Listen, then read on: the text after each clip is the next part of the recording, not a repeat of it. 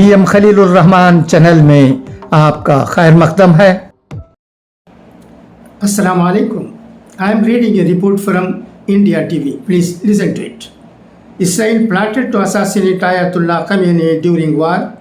Here is how Iranian leader escaped death.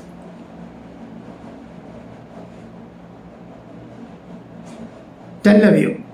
In a major revelation, Israel's defense minister, Israel Katz, has said that Iran's supreme leader Ayatollah Ali Khamenei was a high priority target during the recent 12-day conflict, but avoided assassination by going underground, and that they would have taken him out if it was possible. If Khamenei had been in our sights, we would have taken him out, Katz told Khan Public Television on Thursday.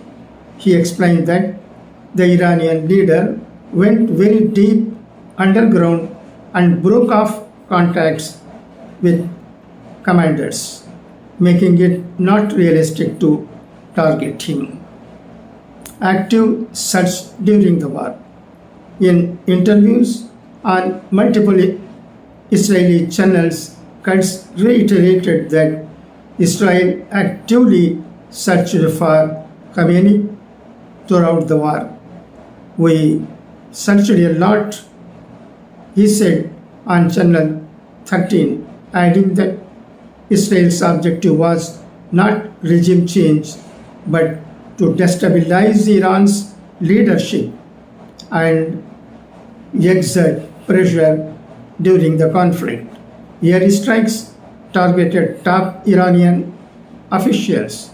The conflict, which began on 13 June and ended with a US brokered ceasefire on 25 June, involved extensive Israeli airstrikes. These strikes killed several top Iranian commanders and nuclear scientists. Katz noted that Israel maintained aerial superiority and enforced a policy of enforcement actions against Iran aimed at halting the country's efforts to rebuild its nuclear and missile capabilities. No US permission sought. When asked if Israel had sought US approval to target Khamenei, Katz responded, "We don't need permission for these things." He drew a comparison between Khamenei and Hezbollah's leader Hassan Nasrallah, who was killed last year. "I would not recommend that he stay tranquil," Katz warned, adding he should learn from the late Nasrallah. Recommend that he do the same thing. Trump's threat and Operation Midnight Hammer. During the conflict, former US President Donald Trump also made threats against Khamenei. On 17 June, Trump posted on social media, "We know exactly where the so-called supreme leader is hiding. We are not going to take him out, kill, at least not for now."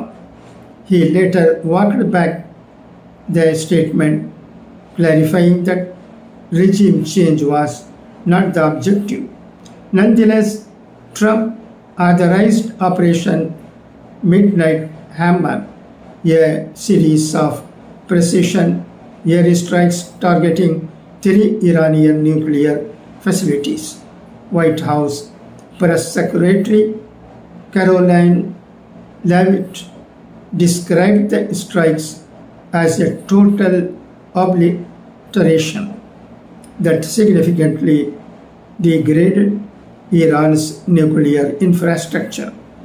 It was a total success Not only does our own intelligence say that, but even the Iranian foreign minister and the United Nations agreed.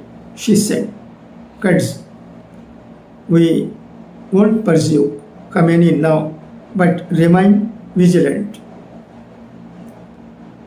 Leavitt confirmed that the US remains committed to diplomacy with upcoming talks scheduled between US and Iranian officials.